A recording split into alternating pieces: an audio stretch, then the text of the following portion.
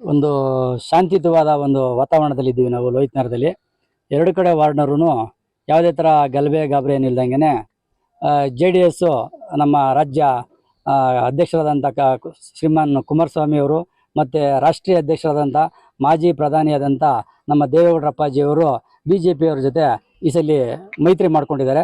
ಹಾಗಾಗಿ ನಾವು ನಿಷ್ಠೆಯಿಂದ ನಮ್ಮ ಒಂದು ಪಕ್ಷದ ಕಾರ್ಯಕರ್ತರಾಗಿ JDS ಇಂದ BJPಯವರಿಗೆ ಸಹಕಾರವನ್ನು ಕೊಡ್ತಾ, ಅದೇ ಥರ ನಮ್ಮ BJP ಕಾರ್ಯಕರ್ತರಿದ್ದಾರೆ ಎಲ್ಲರೂ ಒಂತಾಯಿ ಮಕ್ಕಳ ಥರ ಇಲ್ಲಿ ಒಗ್ಗಟ್ಟಾಗಿ ನಾವು ಈ ಸಲ ಪ್ರಧಾನಮಂತ್ರಿ ನರೇಂದ್ರ ಮೋದಿ ಅವರನ್ನ ಪ್ರಧಾನಮಂತ್ರಿ ಮಾಡೋ ನಿಟ್ಟಿನಲ್ಲಿ ನಾವೆಲ್ಲರೂ ಶ್ರಮಬಿದ್ದು ಕೆಲಸ ಮಾಡ್ತಾ ಇದ್ದೀವಿ. ಈ ಒಂದು ದೇಶದ ಪ್ರಗತಿಗೆ ನರೇಂದ್ರ ಮೋದಿ ಅವರ ಕೊಡುಗೆ ಬಹಳ ಇದೆ ಅಂತ, ಮತ್ತು ಯುವ ಜನತೆಗೆ ಅವರ ಒಂದು ಸಹಾಯ ತುಂಬ ಇದೆ. ಹಾಗಾಗಿ ನಾವು ಈ ಏನು 10 ವರ್ಷಗಳ ರಾಜಕೀಯ ಅವ್ರನ್ನ ಕಂಡಿದ್ದೀವಿ, ಅದು ಒಂದು ಬಲಿಷ್ಠವಾದ ಸರ್ಕಾರ ಆಗಿದೆ. ಇನ್ನು ಮುಂದಿನ 5 ವರ್ಷಗಳಲ್ಲಿ ಇನ್ನೂ ಉತ್ತಮವಾದ ಸರ್ಕಾರ ಕೊಡಲಿ ಅಂತ ಮೋದಿಜಿ ಅವರಿಗೆ ಸಪೋರ್ಟ್ ಮಾಡ್ತಾ ನಮ್ಮ ದೇವೇಗೌಡರವರು ಮೈತ್ರಿ ಮಾಡ್ಕೊಂಡಿದ್ದಾರೆ. ಹಾಗಾಗಿ ನಾವೆಲ್ಲರೂ ಸೇರಿ ಒಗ್ಗಟ್ಟಾಗಿ BJPಗೆ ಮತ ಹಾಕ್ಸ್ತಾ ಇದ್ದೀವಿ. ನಾನು ಛಲವಾದಿ ನಾಗೇಂದ್ರ ಅಂತ, ಲೋಹಿತ್ ನಗರ. ಪ್ರತಿಕ್ರಿಯೆ ಹೇಗಿದೆ ಸರ್? ಚುನಾವಣೆ ಎಲ್ಲರೂ ಜನರು ಅವರೇ ಬಂದು ಎಲ್ಲ ಓಟ್ ಹಾಕ್ತಾರೆ, ಒಳ್ಳೆ ರೆಸ್ಪಾನ್ಸ್ ಮಾಡ್ತಾವ್ರೆ. ಚೆನ್ನಾಗಿ ರೆಸ್ಪಾನ್ಸ್ ಐತೆ. ನಮ್ಮೂರಲ್ಲಿ ಚೆನ್ನಾಗಿ ಒಂದು ಪರ್ಸೆಂಟೇಜಲ್ಲಿ ಓಟ್ ಆಗ್ತದೆ, ಒಂದು 95% ತನಕ ಓಟ್ ಆಗ್ತದೆ. ಮತ್ತೆ ಶಾಸಕರ ಕಾರ್ಯ ಮತ್ತೆ ಸರ್ಕಾರದ ಕಾರ್ಯ ಏನು ಯೋಜನೆಗಳು ಜನರಿಗೆ ತಲುಪಿದೆ ಅಂತಾರೆ, ಸೊ ಏನ್ ಹೇಳ್ತಾರೆ ಸರ್?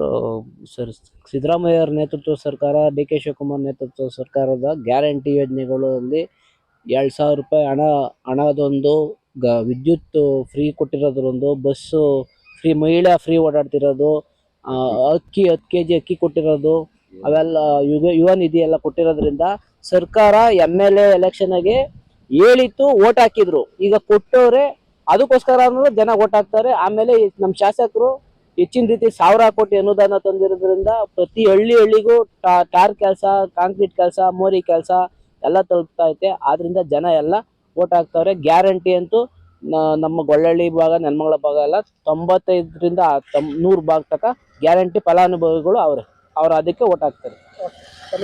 ಕಿರಣ್ ಚಿಡಿ ಅಂತ. ಸರ್, ಇವತ್ತು ಬೆಳಿಗ್ಗೆಯಿಂದನೂ ಸಹ ಮಂದಗತಿ ಪ್ರಾರಂಭ ಆಯಿತು. ಬಿಸಿಲು ಏರ್ತಾ ಮತದಾನ ಸಹ ತುಂಬ ಚುರುಕು ಪಡ್ಕಂತು. ಸೊ ಇವತ್ತಿನ ದಿನ ಈ ಚುರುಕು ಪಡ್ಕೊಂಡ ಕಾರಣ ಏನಪ್ಪಾ ಅಂತಂದ್ರೆ ಸರ್ಕಾರದ ಒಂದು ಕಾರ್ಯವೈಖರಿಗಳಿರ್ಬೋದು, ಅವರ ಒಂದು ಕಾರ್ಯಕ್ರಮಗಳಿರ್ಬೋದು. ಇವತ್ತು ಏನು ರಾಜ್ಯ ಸರ್ಕಾರ ಇರ್ಬೋದು, ಕೇಂದ್ರ ಸರ್ಕಾರ ಇರ್ಬೋದು, ಅತ್ಯುತ್ಸಾಹದಲ್ಲಿ ಕಾರ್ಯಕ್ರಮಗಳು ರೂಪಿಸ್ತಾ ಇದೆ. ಈ ಕಾರ್ಯಕ್ರಮದಿಂದ ಉತ್ಸಾಹಯುಕ್ತರಾಗಿ ಮತದಾರರು ಇವತ್ತು ಸ್ವಯಂ ತಾನೇ ಬಂದು ಯಾವುದೇ ಒತ್ತಡ ಇಲ್ಲದೆ ನಿರ್ಭೀತಿಯಿಂದ ಮತದಾನ ಮಾಡ್ತಾ ಇದ್ದಾರೆ. ತುಂಬಾ ಚೆನ್ನಾಗಿ ನಮ್ಮ ಮತಗಟ್ಟೆಯಲ್ಲಿ ಮತದಾನ ತುಂಬಾ ಅದ್ಭುತವಾಗಿ ನಡೀತಾ ಇದೆ.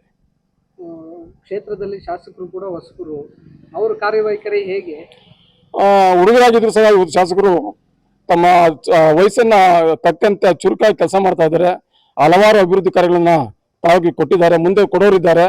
ಅವರ ಒಂದು ಭರವಸೆಗಳಿರ್ಬೋದು, ಅವ್ರು ಮಾಡ್ತಾ ಇರ್ತಕ್ಕಂಥ ಕೆಲಸ ಕಾರ್ಯಗಳ ಒಂದು ವೈಖರಿ ಇರ್ಬೋದು, ಅದರಿಂದ ಇಡೀ ಅವರಿಂದ ಉತ್ಸಾಹಿತರಾಗಿ ಇವತ್ತು ಅವ್ರ ಜೊತೆ ಸೇರ್ತಾ ಇದ್ದಾರೆ. ಅದಕ್ಕೆ ನಿದರ್ಶನ ಈ ನಡುವೆ ನಡೆದಂತ ಎಲ್ಲ ಪಕ್ಷಾಂತರ.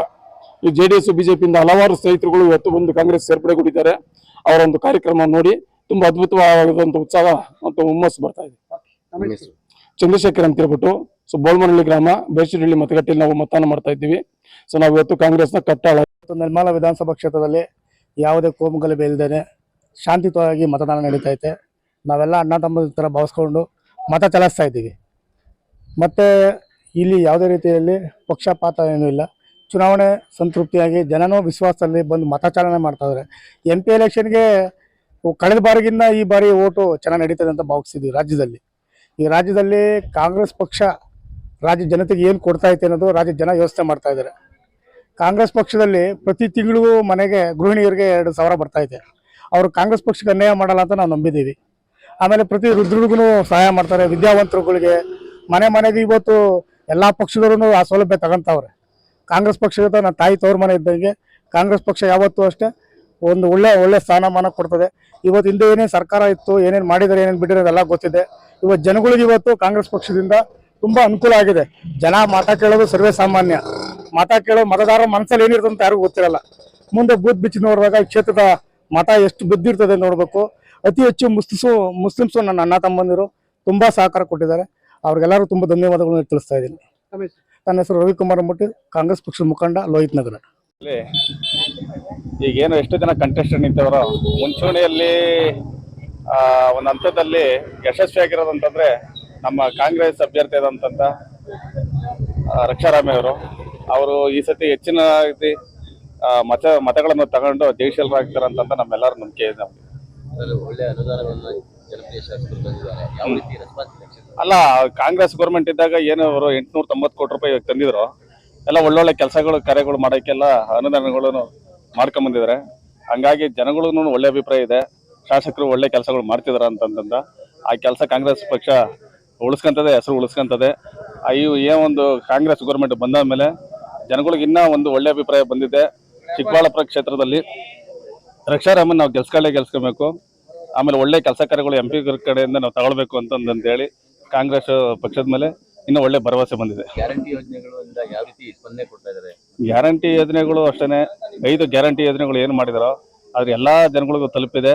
5 ಗ್ಯಾರಂಟಿ ಯೋಜನೆಗಳಿಂದ ನಮ್ಮ ಪಕ್ಷಕ್ಕೆ, ನಮ್ಮ ಕಾಂಗ್ರೆಸ್ ಪಕ್ಷಕ್ಕೆ ಇನ್ನೂ ಹೆಚ್ಚು ಬಲ ಬಂದಿದೆ ಅಂತ ಹೇಳ್ತಾ ಇದ್ದಾರೆ. ಎಲ್ಲಿ ನಮ್ಮ ಚಿಕ್ಕಬಳ್ಳಾಪುರ ಪಕ್ಷ ನಲ್ಮಾಲ ಕ್ಷೇತ್ರದಲ್ಲಿ ಇವಾಗೇನು ಶಾಸಕರು 35,000 ಲೀಡಿಂಗ್ ಅಲ್ಲಿ ಗೆದ್ದಿದ್ದಾರೆ, ಇನ್ನೊಂದು ಅದಕ್ಕಿಂತ 10,000 ಲೀಡಿಂಗ್ ಅಲ್ಲಿ ಗೆದ್ದಿದ್ದಾರೆ ಅಂತಂದೇಳಿ ನಮ್ಗೆ ಭರವಸೆ ಇದೆ. ಎಲ್ಲಪ್ಪ, ಮಾಜಿ ಗ್ರಾಮ ಪಂಚಾಯತಿ ಸದಸ್ಯರು, ವಕೀಲರು.